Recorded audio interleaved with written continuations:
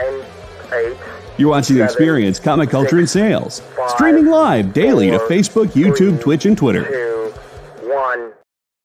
Hey everybody, it's time for Talkin Shop here on The Experience. My favorite part of every week, no lie. I have officially sweat like 5 pounds of water weight off already today here in the hot, hot state of Texas.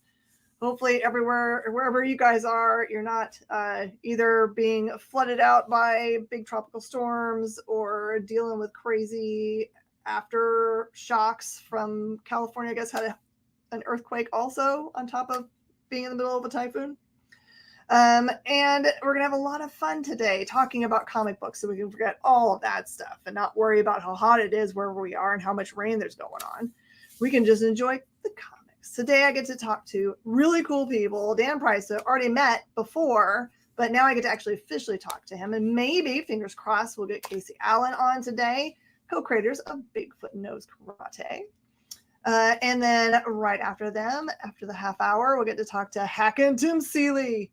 And maybe, fingers crossed, Tony Fleece about their awesome book, Local Man, which comes out as trade paperback very soon. It is their last chance to put it on your FOC list. Hey, you want to know why you want to put it on your FOC list? Stick around. Right after this, I'll tell you why.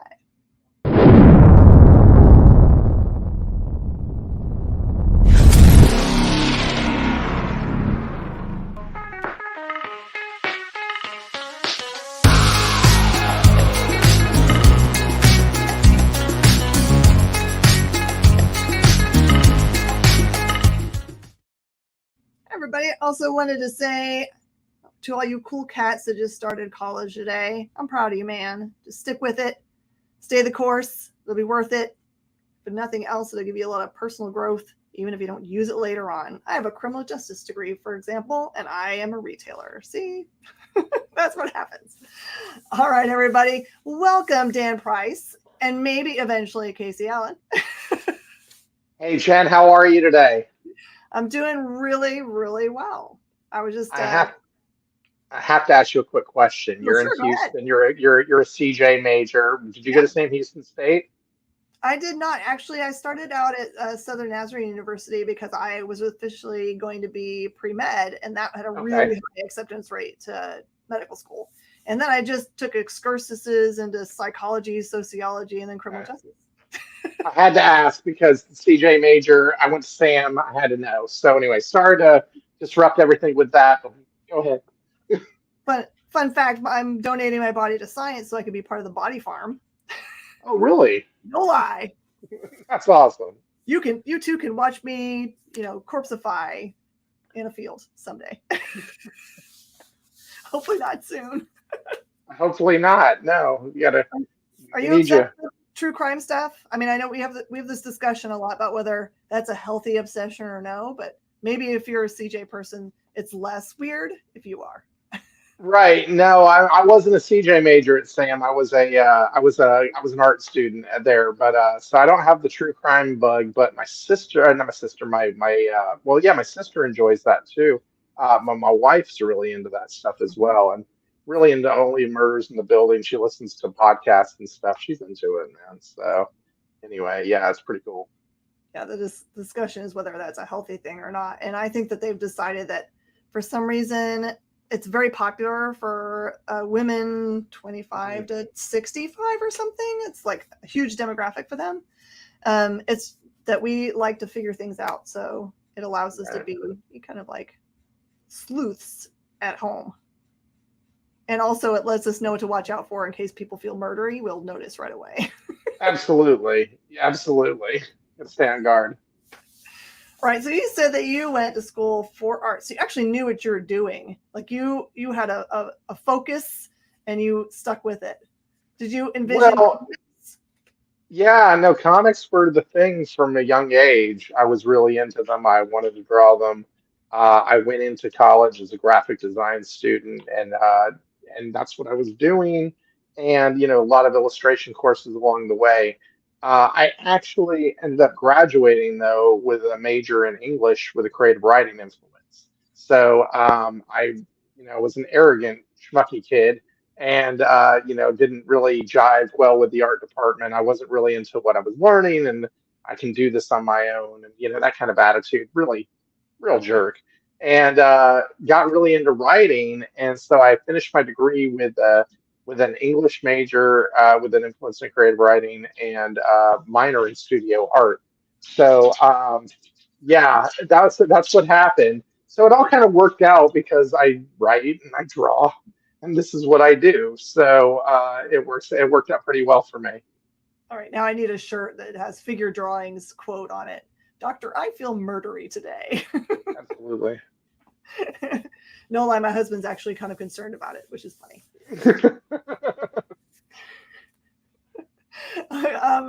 So you were talking about knowing early on that you like, were you one of those kids like I was that you like were in, after class, before class, whatever, like actually drawing your own comic books on spiral notebook paper?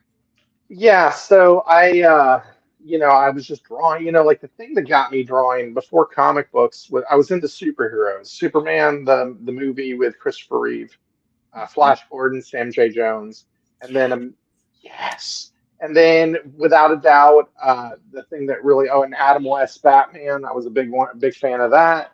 And then the other thing that really got me was Condor Man, the Walt Disney movie. I don't know if you remember it, but it's been a long time since I've watched it. Long time ago.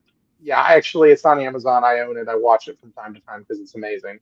But those three movies got me into superheroes, and I was drawing them all the time. And then when I was about 8, first comic books, really started getting into those. But when I was 16, Image popped in '92, and then you could draw whatever you wanted. You could create whatever comic you wanted, and that was the game changer for me because I didn't have to draw this or that. I could just create my own stuff, and that was the beginning. Like that was it for me right there. I worked for. You're from the Houston area, the Clear Lake area, Nassau Bay. There was a comic shop down there, and they had a comic studio in the back, and they was called Space City Comics because they were right across the street from NASA, and I would hang out over there and watch them, hang out with them, learn how to do certain things on erasures and black, colors and blacking out pages and stuff like that. And then I went to college, and they said that they wanted to give me my own book, which was awesome. But then the thing fell apart, and so I never got to put out my book. So I didn't put out my first indie comic until I was 30. So but I had to do it. You know what I mean? I had to be a part of it because comics. Who doesn't want to be a part of comics? Things have changed a little bit since. So in the '90s, I did a comic book, but it was different back then. You had to literally call up Quebec Corps and figure out. You had to print 3,000. They wouldn't print any less. Or it wouldn't be worthwhile. And so you were paying basically for a car up front. There was no crowdfunding, crowdfunding was grandma, grandpa, do you have extra money? So right. When I got into doing comics, it was so you were so comic convention dependent. That was like, and it was tough because cost of book is so much in the time period. I couldn't justify charging more than $5 for a comic book. Mm-hmm. And print costs nowadays are expensive, and crowdfunding is that makes it so much easier to connect with an audience as opposed to just. I love going to conventions. Don't get me wrong, but it's great to be able to reach an audience, not one city at a time, but to be able to branch out through social media and all of that. The technology has helped the indie community tremendously finding an audience because it's basically a distribution system for us, But back then it was you gotta just grind it out city after city, trying to get your stuff seen. So which we all still do now, but it's different. It makes it a little easier. So, I've seen you at convention doing your thing. Was that something you had to grow into, feeling comfortable, catching someone's eyes, they walk by the table and getting them to stop and trying to make something that made sense as a quick pitch? Oh yeah. The first time I went to a convention, I moved to Austin on March 2nd. My comics arrived to my apartment on March 1st, one day before. Oh my And so my gosh. comics sat out on my porch before I could get there for 24 hours. And then I arrived at my apartment the next day on March 3rd. I went to my first convention. And I literally had 100 copies of my book, and that's it. And my book at the time, it was called Latex Avenger. I don't know how blue I can get in this, but he had a psychic spermicidal foam lad, and That together sounds they great. repelled crime 99.9% of the time. So you had this rubber-clad warrior with a condom shield, and this kid, he's throwing spermicidal foam out of his guns. Anyway, that's what my first book was. I had my girlfriend at the time said to me, she's like, "You need some other stuff for your table. I'll be right back." I said, "Okay." And she came back with the candies, like Hershey Kisses, and a She's boatload of so condoms. smart. I know, Hershey Kisses and a boatload of condoms, and I would hand out the condoms. In fact, I have You have one of original those right. condom? I have one of them. This is after the first convention. I got these made up, and Oh gosh. yeah, so with my website on the back. So So they're so not like the they worked. community brand ones, right? Where they have holes in them. Yeah, no. Everything was on the up and up, I assure you. Anyway, so yeah, but it was like finding a good hook, finding a good pitch. That's not easy. Mhm. I once you get comfortable with an audience, and talking to people, random people that you don't know. I mean, it gets a lot easier. My first publisher that I was with, Hound Comics, the publisher and like the head of the place, he was a former pro wrestler. And so he really stressed to us how to do an interview, Mhm. because we would get interviewed a lot and we were all like, "No, I don't know what I'm talking about," and just acting like a complete potser. And so he taught us how to interview and how to talk to people and just get comfortable. And I'm very grateful for that. I think about it every time before I do a podcast or I go to a convention. It's like, all right, Mhm. composure, composure. Don't turn into a babbling idiot. Just have some fun with this. So it helps. All right, I have to know. So, figure drawing said, "What the heck, Condor Man sounds utterly made up." And then they looked up Condor Man. So, what do you think, figure? You looked up Condor Man. What did you? Are you enticed enough to want to watch it? Feel like next week we'd all get together and talk about Condor Man. Oh my God. Listen, I've been wanting to do a Condor Man viewing party for the longest time. Like, seriously, it's the best movie. A comic book writer and artist, okay, who is actually, his artwork is done by Ramita, okay, John Ramita is the artist on the book, John Ramita Sr., okay? And a comic book artist has a character that he will only put into the comic what he can do in real life. So he's got these wings and he does like this and he flies off the Eiffel Tower and he's like he can only put what he does in real life into the book, but he gets mixed up in this whole CIA thing, with a Russian spy and this whole deal, and so now he's like Condor Man for real, and he's got a car that turns into a boat, and it's really kick ass. Okay, early '80s cheese, but it's amazing. Michael Crawford is the lead. The guy who sold the slaves in Gladiator is in it. He's the bad guy, and Teen Wolf's dad is in it too. He plays the buddy. So a great cast, and the music by Henry Mancini. If y'all can't get behind that, I don't know what. I'm Amazing. pretty sure Sean is now volunteering to do that show with you. I volunteer you time on the experience if you want to do that show. That sounds like a lot of fun. All right, so All right. I've started adding this part to some of my interviews because I thought it was a lot of fun. It was all because I went to eat at a restaurant that I like here locally in downtown Houston called the Hobbit Hole. Oh, I love the Hobbit Hole. Yep. If you've never been, Yeah. you got to go. It is in a Yeah. falling down house. Don't be dissuaded. The food is amazing. It's on Shepherd, right? Yeah, Kirby. Around that area. Yep.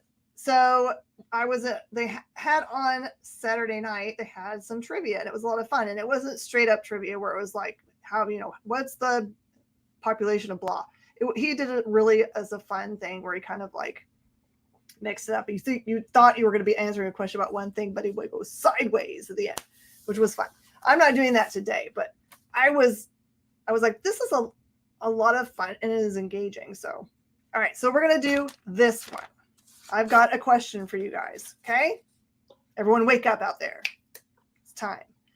Okay, which of these things is not a known cryptid? Okay, I'm going to read you a list of things. Choose the thing that is not the known cryptid. A, Ahool of Java, spelled Ahool. Java's the place, I guess. B, Piltdown Man. C, Pope Lick Monster. Just what it sounds like. D, Hogzilla. Or E, Tahoe Tessie. Everyone can play. Which of those is not a known cryptid? I've got some ideas in my head, but I'm gonna let people answer. You go ahead, Dan. What do you think? Oh, Hogzilla. You think Hogzilla is not real? Okay. What do you think, Hogzilla. Sean? What do you think, Sean? Kenneth, throw something out there. Figure, throw something out there. Canadian says he doesn't think that Pope Lick Monster is real. Dan That's a good one not to be real. Ahool of Java is not real. Anybody else? It can be 30 more seconds because I don't know what the. Sean says he doesn't agree with the Pope Lick Monster. Randy says Pope Lick Monster is baloney. All right, is everyone in? This is like here's the what's that, lieutenant. millionaire? Oh, there we go. All right, you guys ready for the answer here? All of those are known cryptid names. All of them. Oh. Oh! That was I read the list. I was like, what? No way. Now Dan's thinking to himself, I need to get the Pope Lick Monster into my books. Now I need the Pope Lick Monster. I need that in the book. I need the Pope Lick Monster badly. As a matter of fact, I'm writing it down right now as we speak. Hogzilla is not bad either. That's amazing. No, I knew the Piltdown Man was real because I had heard Yeah. that. I read way too many. I mean, I watched way too much Sci-Fi Channel, I guess. What's up, my peeps? Ryan. Face red, droopy eyes. Lieutenant, you're not supposed to know. It's a trick question. My goodness. All right, we're going to talk about Bigfoot knows karate. Sure. It would look like from all your social media that you're a little bit obsessed by Bigfoot because everything that you've written, I think Bigfoot. Is it true? I actually have no real. I have no real passion for Bigfoot outside of the comic book. Honestly, I'm not a book. I don't really believe in much of anything. I believe in karma, that kind of thing, but not really, any cryptids or anything like that. But I ended up doing a lot of research. You're doing this to me, like Well, it are has they to be real? something. Are you an expert at karate then? Oh, you got to understand. This is a cryptid is real. Bigfoot and he does karate. That's right. It's you write what you know. That's what they say, right? You write what you know. This book is an example of writing what I don't know. Okay, this is a lot of research, and I did judo when I was young for a lot of years, but I'm not a karate master. I'm not a cryptozoologist, but I have had to learn a lot and do a lot of reading, and along with Casey, we've done a lot of research on cryptids. Whether it's Bigfoot or the Alicante or Pukwudgies or whatever. We've learned a lot of stuff. A lot of it's really fascinating. It's really interesting, all the lore, and taking that and breaking it down for the comic book. I mean, we have a chupacabra with a shotgun, for crying out loud. You really can't, it's so we try and have a really good time with it. That's for sure. I've got an idea for a follow-up book series for you. Okay.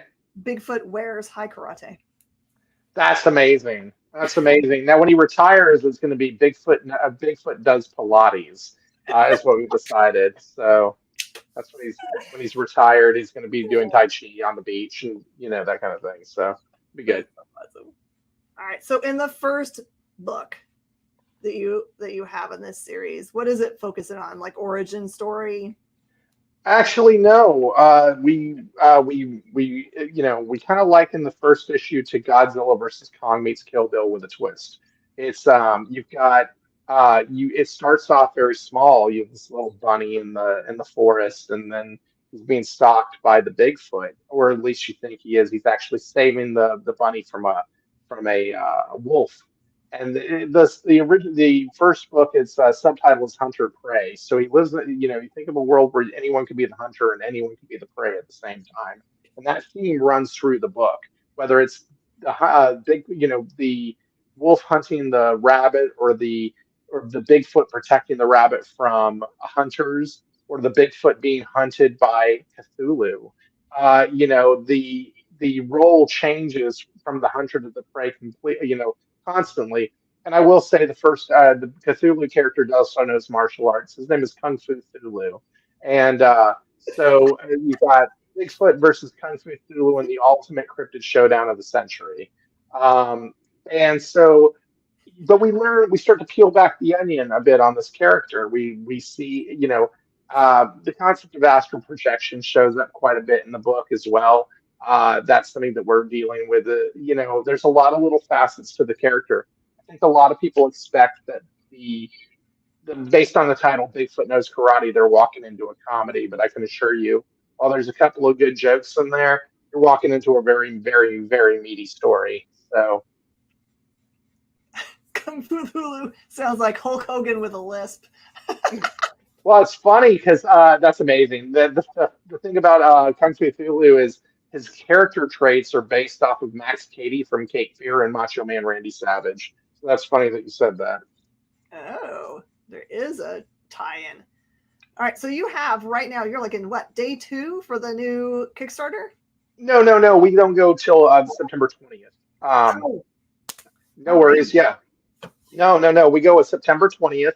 The campaign is, it's really cool because we have, Casey Allen, who is my co-writer on the main series, is really taking the lead on this book, and I'm helping him out on this one, but he's really just running with it. And then Bigfoot Knows Karate cover artist Adam Caswell here's one of Adam's covers. The Adam is doing the artwork for the interior on this book, and it's our very first black and white book that we've done. So that's pretty cool. Did you get this creative team because the where it's taking place needed a certain style? Yeah. My dog's barking. This particular creative team came together. We had wanted to do side stories while we're doing the main arc, mainly because there's such a robust history of this character that we wanted the people to start getting an idea of who he was faster than the main arc was going to get you there. But they're one shots. So if you read just this book, you'd be just fine to just read this one and not know what's going on with the rest of it. Oh, that's helpful to know. Yeah, we want people to be, this is an action-packed book. It's got some good twists and turns in it.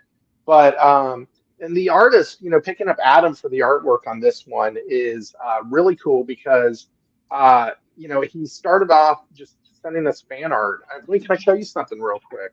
Yes. This was the first thing that I saw him do. It was it's Cthulhu and Bigfoot. And this was a piece of fan art that he mailed to my house. Wow. I'll get a little closer so you can see. And it's beautiful, beautiful work. And so I said to Adam, I said, look, man, I can't just accept this, man. How about I pay you and we run it as the deluxe edition cover of the book, of book 1. And so that's how we met, and that's how we became friends. And then he did this wraparound cover for us for book 2. And now he's got, he's Team Bigfoot Knows Karate, man. It's like he said to me after he did the first cover, he's like, I want to be in this thing. I said, okay, you're in this thing now. So it's him, it's Casey, it's me. And we're just having a good time with each other, just making comics and having some fun. And we got some more side stories coming along with some other artists as well. So just Bigfoot Knows Karate. What are you going to do? It's right there. It's a perfect pitch, right? You don't have to say anything. Like, you don't need any more words. You just say, would you like to try my book? Bigfoot Knows Karate. And that's it, right? Yep. You don't have to come up with what's it about. It kind of tells you right there, there's not a lot of questions, but at the same time, we're going to give you a lot of questions. So can you give us a real short idea of what kind of extra level goodness you have planned? Extra level goodness. Like for when you unlock new. Oh, for the like stretch goals and that sort of thing that we have planned coming up. Well, I don't know why I couldn't remember that word. Stretch goals. Yeah, stretch goals. We've done some cool stuff in the past. Actually, we generally we do trading cards are one of the things that we do. Like this one here is oh, here we go. That's an Asterion the Minotaur trading card that we did. This one I got them all over the place. This is a Kung Fu Thulu trading card, and this was here's a Chupacabra with a shotgun. So we generally do if we make our first stretch goal, trading cards are the first thing because we did 2 in the first book, 2 in the second book. We're going to continue on that path. And itchy nose, sorry. That we've got that, and then we always do stickers as well. That's a big thing. Everybody seems to like stickers, so we always do a two sticker set as one of the stretch goals as well. It's big. The one that for this time is Bigfoot Knows Karate, and the subtitle is Hinagon. Hinagon. Yes, yeah. And so that is the Japanese word for Bigfoot, or the Bigfoot equivalent over there. It's actually a much smaller creature. It's only about 5 foot tall in Japan, but we did do that. And we've got some cool tiers as well. I mean, we've got catch-up tiers for books 1 and 2. We've got a cover by Dennis Valencia that's a foil cover that we're doing a gold foil cover on that. Can I show you one more thing that we're doing as well? Yes. So we're also going to do a special tier that we're going to do the belt. Oh my word! Yeah, we're going to do a tier with the Bigfoot Knows Karate Fiend Club Championship.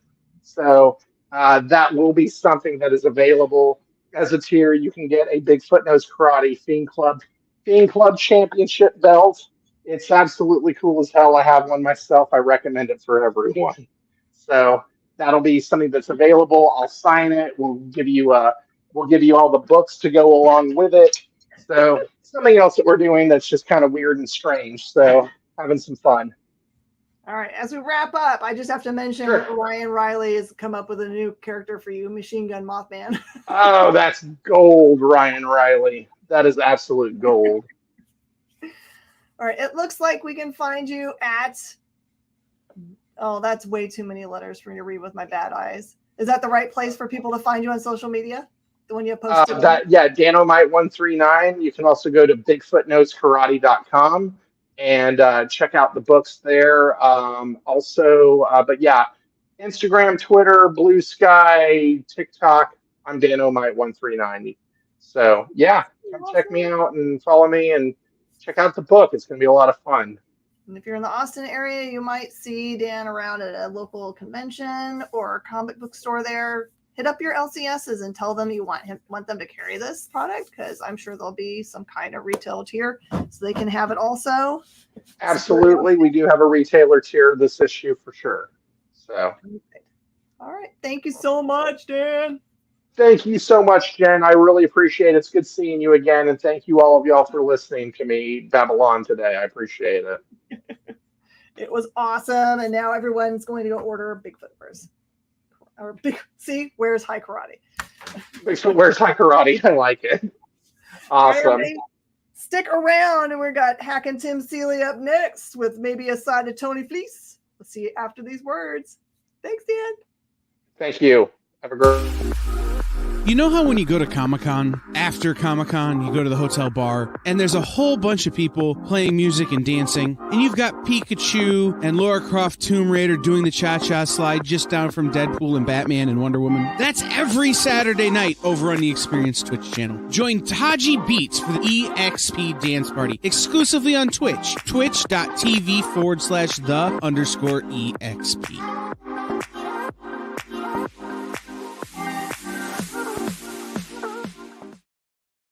Did you know that every Experience show, including some exclusive content, streams on Twitch?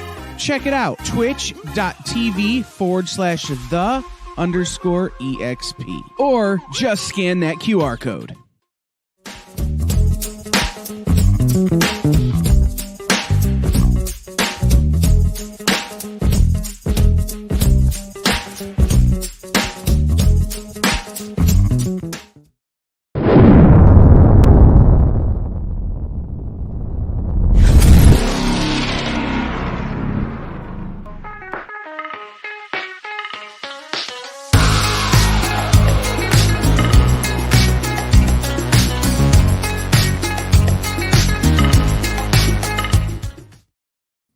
Everybody, and welcome back. We're going to have a lot of fun talking about Local Man with Tim Seeley, maybe Tony Fleece. Hey. Hello, sir. How are you doing? Good. Hey, thanks for having me. Happy to talk about the book on FOC Day. That's the day. That's a terrible holiday, but trade paperback coming up, so I'm happy to talk about it and remind people to order it. Yeah, it's the perfect day to do it, and it's become more and more important to communicate with your local comic shop if you want to make sure that you get something, because as everybody knows, everyone's ordering pretty tightly nowadays, and the communication is key. So I just got through reading through issue number 1 again to refresh my memory. Great. About what's going on in the issue. Part of my questions about how you're going to do the trade paperback is that the series is almost like two stories that are related in reverse in the same book. Is it going to continue in the style for the trade where the story for the superhero, point of view side of the tale is going to be happening on the one whole side of the book, or is it going to be compiled? No, it'll be, so the way we did it for the ongoing series is that it's essentially sort of an homage to the old the extra Image, which was when Image first started out, they would put out, let's say, Youngblood 2, but on the back of that would be sort of a preview of an original story of, let's say, Shadowhawk or something. So we wanted to do that, except the idea was that it would actually impact the main story, that they were connected. So that's a little treat just for the monthly books. In the trade, it'll be the story followed by the backup right after it, and then issue 2. So it'll be still in chapters. You won't have to turn the book over in the trade, though. That'd be too much of a pain in the butt. So it does follow just consecutively in the trade paperback. I was okay for the turning it over. One of my favorite books growing up was, for some reason, they had flip books a lot when I was growing up. There was a Black Beauty with Call the Wild on the other side. I mean, it's a tradition of it in comics for sure, and it's sort of a little. It feels like a bonus. You get to the end of the main story, and then you sort of like, oh, I got an extra thing, and we love that also. That's why we want to do it. But yeah, it doesn't work very well for a trade paperback, unfortunately, which is okay. We planned it for that, and it's set up so that you can read it just in one big chunk. It'll go all together, and still works where the story set in the past provides information for the story in the present. So was the intention to read I'm going to call it the main story first, and then the shorter superhero, is that meant to be the backup? You can read it however you like. Okay, I mean, I find it, we kind of set it up assuming people would read the longer story first, but I don't care how you read it. Part of the fun, I think, and why we want to do this was sort of letting people, want something a little unpredictable. And I think, there's a fun in sort of discovering something. And we've had readers who were like, oh, I bought this story because it had this sort of 90s thing and I like that. And I didn't realize that it wasn't, that there was another story. And that's great. I mean, I think there's fun in comics in that they do allow that kind of thing. So, we were happy to have that sort of experience, have people have different experiences. I think so I read it accidentally, the short superhero side of it first. So there you go. It felt like the right way, because otherwise you wouldn't know anything really about Crossjack and his interaction with the rest of the team to know, oh, okay, so there was a relationship that was happening in that main group that as far as I can tell, it looks like he crossed the line in. But if I didn't know that from reading the superhero side, it wouldn't have meant as much to me when you get to his hometown and everyone's like, I hate Crossjack. He sucks big time. I mean, I think that's kind of the fun of the way we did this. I hope people enjoyed it. That, you know, we give you 4, you have to do the math on how you got there. So, you know, 2 plus 2, or if it's 3 plus 1, or whatever, however you got to that, we let you do it. And I think, you know, obviously comics is an interactive medium. You know, just by reading comics, you put in what's in the gutter, right? So, you know, we just give you what's in the panel. And so why not expand that to an entire book, that you sort of supply the things in between, and we let you kind of figure it out. And however you get there is how you get there. And, you know, hopefully it's kind of a mystery for the reader as well. If you feel a little bit curious and confused, I mean, that's what Jack feels. So it kind of helps to add to the overall experience. I think, you know, we should take advantage of the comic bookness of comics when we can. Oh, absolutely. All right, so I have a question for you. I was a child of the 90s comic scene. I started in comics in 91, so it's totally what I feel like is the beginning of comic books, especially for me, and a lot of other people joined comics right in that same time. The book actually mentions teams like Cyberforce and other ones as being like his parents berating him. Did you not just say, can you try to join another team since this team kicked you out? So my question is, I don't ever remember this other team at all. Are these actual characters that existed in the 90s and I totally am brain farted it? Yes, absolutely. Cyberforce is a Top Cow comic from Mark Silvestri. It is one of the original founding fathers comics. It's great. In fact, Stryker from Cyberforce shows up in Local Man Gold, which is out August 30th. And Brigade, which is all mentioned in there, is also a real team. It was created by Rob Liefeld and Morant Michaels. And so, yeah, we use as much of the actual Image history as we can. Obviously, Third Gen is a creation of ours. Okay, so that's what I was asking about. The Third Gen group. I was like, I don't recognize any of these guys. They're a creation of ours, yeah. They sort of are stand-in for, you know, Youngblood or, you know, Stormwatch or something. They're kind of a, you know, nebulously government-funded celebrity superhero team with connections to other characters, obviously. And I think you could probably read it and kind of feel like, oh, I kind of see that Camo Crusader is kind of this guy. He's kind of like this kind of guy. And Neon is this kind of character. And obviously Cutting Edge is pretty obvious too. But they're sort of our twist on those kind of characters. And the place that they have in the larger story, you know, is something we unfold over the course of the first series. And I'm working on issue 7 today, so I know that we keep that up going, the mystery and how those characters connect into the second arc. Okay, so how drunk did you and Tony have to get at the hotel bar at the convention to come up with some of these characters and the way they get their powers? Because I was just laughing so hard in the introduction page for their powers and who they were. Yeah, everybody likes Air Raider who crashed his airplane and had to fuse to survive on an island. But yeah, we take them seriously. I mean, obviously they're silly in the way that things in the 90s could be. That sort of over the top, sincere, but just kind of ridiculous. Sort of like a lot of the stuff. I think what we loved about some of that early Image stuff, and is also a valid criticism, is that it sort of reads like it was made up by a bunch of 13-year-old boys. That it's just like, wouldn't this be cool? And it doesn't have a lot of like, that doesn't make sense. And I'm okay with that. I think that's kind of the fun part. But yeah, we did. The characters are all, most of the ones in Third Gen are actually characters that Tony and I made up when we were 13. So that's why they read like that. Camo Crusader was one of mine.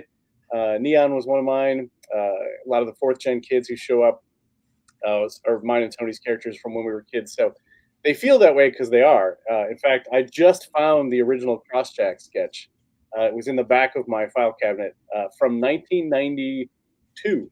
Oh my goodness.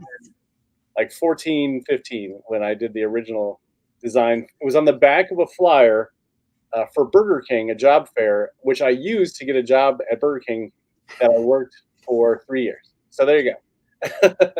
So it kind of sounds like you're someone that just keeps hold of just everything, just for the in case? Sometimes, yeah. I don't have everything, but I do have a shocking amount of stuff from when I was a kid. My mom saved a bunch of it, and so when I moved to my house, I was able to dig through it and steal ideas. Actually, that was a big reason that that Local Man exists, is that I got a bunch of that stuff right before pandemic lockdown, and then was bored as shit, and sort of went through and was organizing this stuff, and was like, and Tony and I talked about doing something. It was actually that January, before January 2020. We had talked about doing a story, and the thing we knew it was going to be was like a 90s Vertigo comic plus a 90s Image comic. And so we were talking about it when that lockdown happened in that March. And so I had plenty of time to research my old piles of drawings and found, Camo and Crossjack, and then a character who would become Cutting Edge, and a character, Neon, and some of those other characters. So they are authentic in that they are definitely made up by teenage boys, which, was obviously the sort of appeal, I guess, and who the original Image creators were appealing to. Was that sort of that Gen X, wave of 13-year-old boys with disposable income. And I'm not wrong, right? That first issue does not really tell you what the thing that Crossjack did to get him in trouble. Not until issue 4. So 4, okay. Trade paperback, if you are curious. You get hints of it. It's not what you probably expect.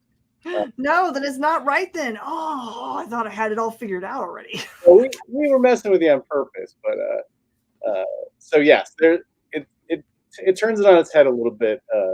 Is what you think it's going to be and what we kind of let you think it's going to be, versus what he actually did. And I think issue 4 of Local Man is my favorite issue that we did. The backup, especially, I think, really sort of puts it all together and makes it pretty surprising, I think. Mm-hmm. So if anyone out there is kind of like trying to figure out that 90s superhero part of the book, what is it? It's kind of mood and tone. It really is just like a 90s comic, but with the adult feel of like The Boys, where there's language and, they're superheroes, but also they're people. He took it as like that, very much that thing of like, this is a 90s Vertigo comic mixed with that. So it has, sort of artistically and stuff, it looks like a 90s comic. But tonally, it's like about the way those comics were set up, which was always some dudes in cool costumes running through some kind of evil base, shooting bad guys, and then kind of like, what were they fighting for?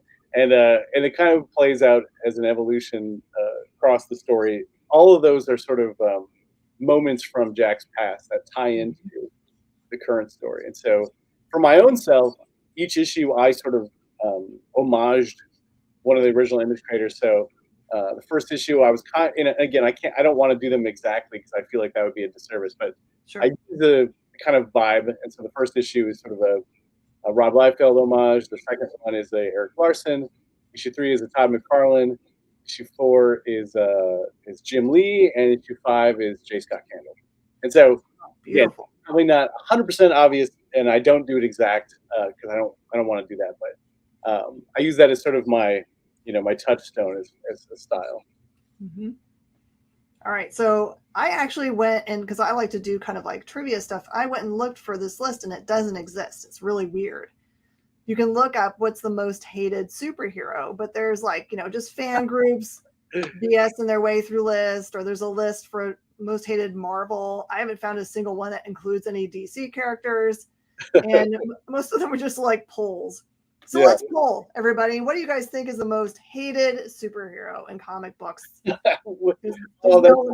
since that's the theme of this book, the book. So yeah, that's perfect. I wonder because I've worked at DC enough, and that any character is someone's favorite, right? So like even sometimes you'll work on one of those big superhero universes, and they'll be like, hey, we can kill off this character, or we can do this character, or they can be revealed to be a bad guy or something. And because they'll be like, no one cares about that character, it's fine. And then they'll do it, and then you'll be like, oh my God, it was someone's favorite. Like someone will be heartbroken. So I don't know if there is there a most hated? I wonder. I don't know. Is there one that you just like you want if they just let you just tear one down because you think he deserves a butt ripping, or he or she. I mean, Punisher, I would, because I feel like now that I'm older, Punisher is not a good. He's an interesting character, but he's not a good superhero, and he should be the bad guy, right? I mean, Mhm. he works outside the law and he blows people up, and he's a psychopath. So he's, that would be one I would probably. I would like to turn him back into a bad guy. I think that's the. I think you're too late, man. I think they killed him.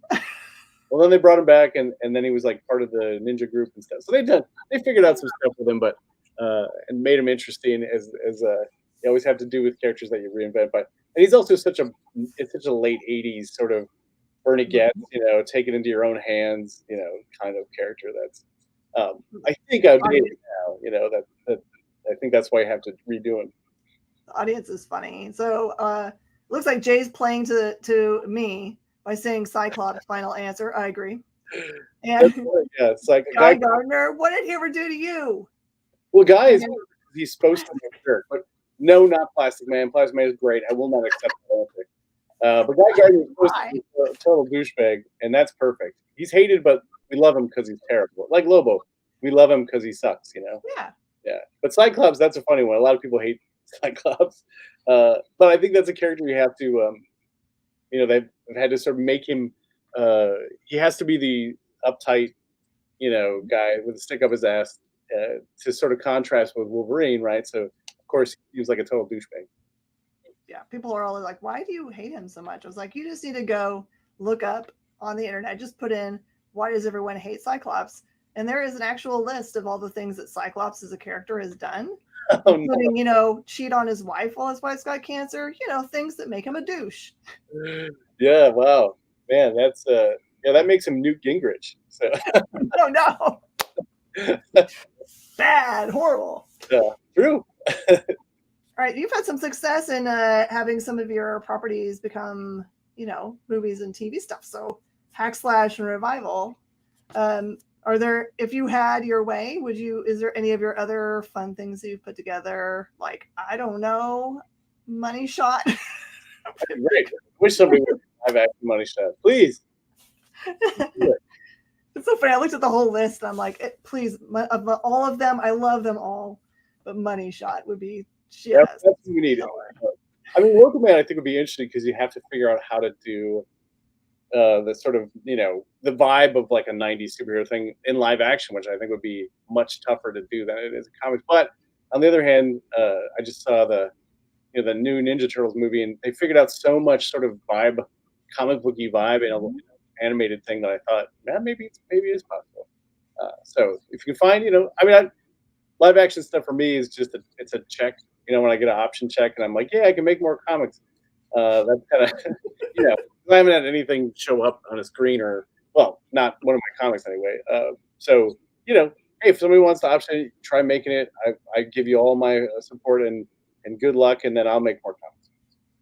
Also, would be intriguing on how they would pull it off, but I think they could, because if you can make things like Abraham Lincoln, Zombie Hunter, surely you can put together a loaded Bible. Oh yeah. I mean, I did very early on. I had people who were interested in making loaded Bible into a movie. I feel like now is probably not the time with the politics as they are and how angry evangelical Christians get when you do anything. So maybe now I wouldn't do it. But hey, I'm one. I would totally go to this movie. I mean, man, some brave soul will do it. Will send me a pitch someday, and I will say, "Go with God," because you will need good luck on this one.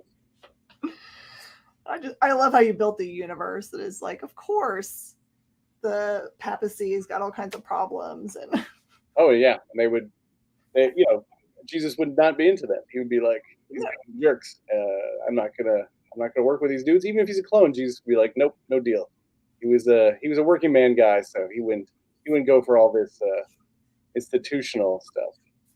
So funny. Over in the chat, people are still talking about why Cyclops is a douche. She doesn't love him. She has Stockholm syndrome. Considering Fox had her erased scot first when she rose out of the lake, you may be right. Oh, This is this I don't keep up with those things because I would just be so confused. I have no idea what. It's too much history for me.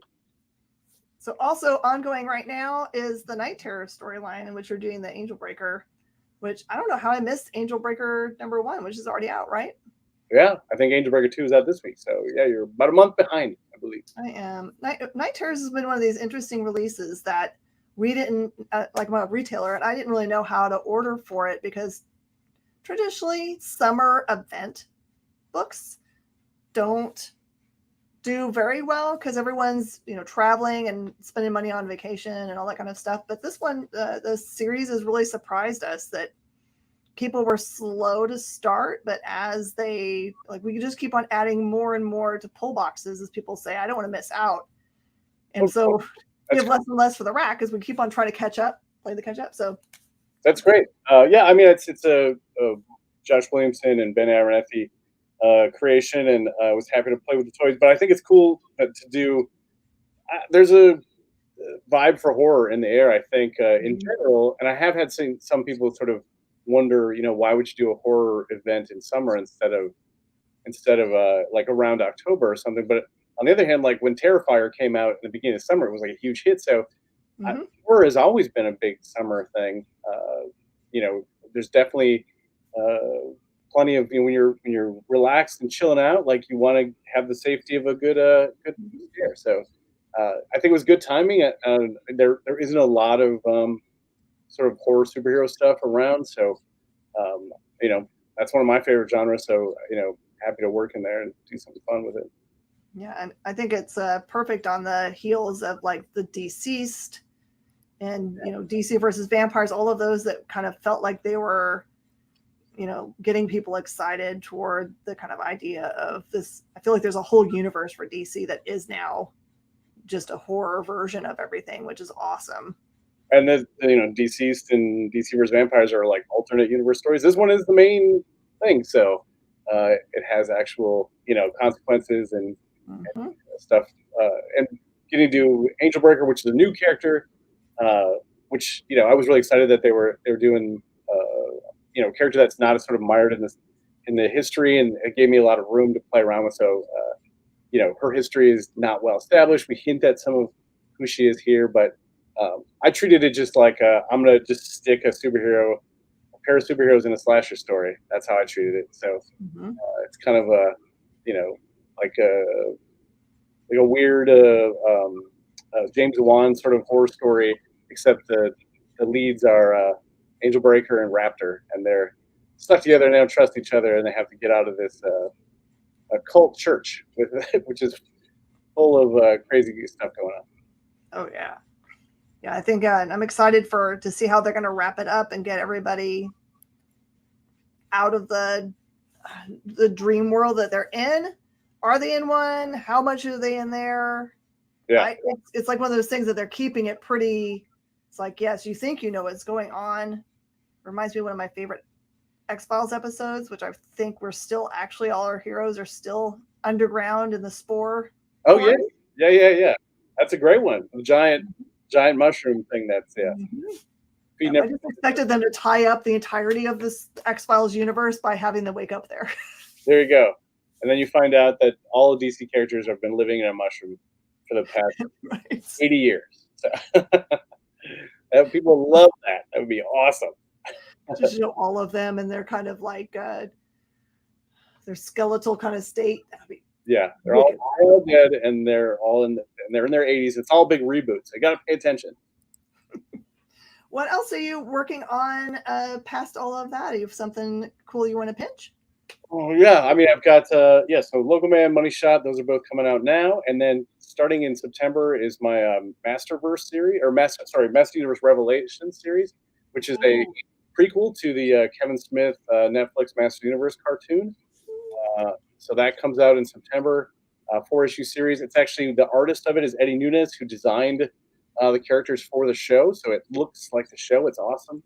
And it's an important sort of bridge between Revelation and Revolution, which is the next Master Universe animated Kevin Smith show. So really excited to work on that. I got to read the scripts, play with my favorite toys, so that was a blast. So it's kind of interesting that I saw that you have been more on the writing side for things that I can consider licensed things like G.I. Joe and Transformers and stuff like that. Like, is that on purpose? You're like, I don't want to draw that stuff. I want to be able to play in the universe, make it what I want. I drew G.I. Joe and for like a long time. I think for me, usually the art thing is now sort of like a side hustle. It used to be my main job, but now I kind of get to do it to be a little more discretionary. So I get to draw, Local Man because it's really fun for me. And I get to do these different styles. But I think, I guess primarily my job is writer. And occasionally I still draw when I can. And I save it for the really fun stuff. And, Local Man is definitely that because I get to do a 90s sort of comic. So I get to draw these crazy superheroes. But I also get to do different favorite artists and kind of, figure out how to tie the way they did things to the larger story. So, I like to keep it challenging. Others would call it keep it difficult, but keeps me interested. All right, everybody. This is a reminder. Do add Local Man as a trade paperback to your wish list at your local comic shop. Local comic shops need extra love right now. The economy is kicking them in the teeth, and you love them. They've been handing you really good work all for years and have never let you miss an awesome story. So help those guys out. If you want to follow Tim, I know on Twitter it's Hacking Tim Seeley. Is it the same everywhere else? It's the same on Blue Sky, and then on Instagram it's just Tim Seeley. All right, perfect. Thank you so much, sir, for coming and hanging out with us. Thank you. Say hi to Tony for me.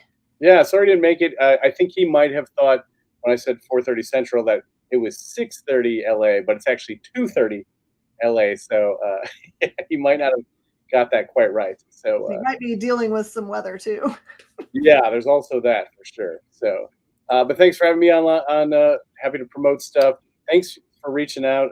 We sent that out and didn't get a lot back from retailers, which is always a bummer. So I'm like, I'll send you book plates and be like, oh, I don't know, it's hard. So I didn't hear that from that many retailers. We're a surly bunch. We apologize. Yeah. Oh man, getting surlier all the time. So yeah. Thank you so much, sir. All right, everybody, stick around. We've got awesome stuff coming up. You get to hang out with your awesome friends, Rex, John, and Robbie, I hope, is going to be there today for you guys. Stick around for Comics and Collectibles. And then after that, watch Kyle get red in the face as he tries to convince you about something that's ridiculous. You like that show. We'll see you guys next time. Thanks, Tim.